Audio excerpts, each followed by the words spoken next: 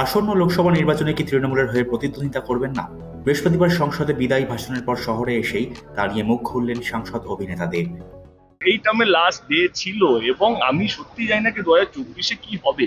আমি কি দাঁড়াবো কি দাঁড়াবো না সেটা অ্যাকচুয়ালি প্রশ্নের একটা একটা জায়গা আছে। ডেফিনেটলি আমার মাথায় কিছু চলছে, আমি মিথ্যে কথা বলবো না, অস্বীকারও করবো না, কোনো জল্পনাও দেবো না কি আমার মাথা চলছে কি এবারে আমি হয়তো নাও দাঁড়াতে পারি। কিন্তু দেখো, আমার কাছে না সম্পর্ক খুব বেশি ইম্পর্টেন্ট। আমার মনে হয় কি আজকে মিডিয়ার মাধ্যমে এইটুকু বলতে চাই, আমার কাছে রিলেশনশিপটা খুব বেশি ইম্পর্টেন্ট। আমি আজ পর্যন্ত কাউকে উচ্চ কথা বলি, কারণ আমার সঙ্গে সবারই সম্পর্ক ভালো।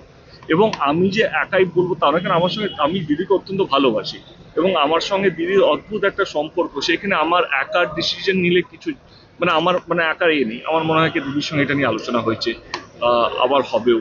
এবারে এইটা এটা পুরোপুরি আমার তরফ থেকে তো আমি সিদ্ধান্ত নিচ্ছি, আর পুরোপুরি দিদির উপরও ডিপেন্ড করছে কি দিদি কি চাইছে।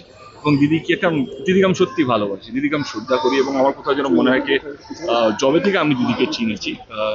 বাংলার জন্য উনি অনেক কাজ করেছেন এবং ডেফিনেটলি আমি আমার মনের কথা দিদিকে বলেছি। এখানে মনের কথা বলা, যদি অন্য দলকে জয়েন করা হয় সেটা তাদের ব্যাপার।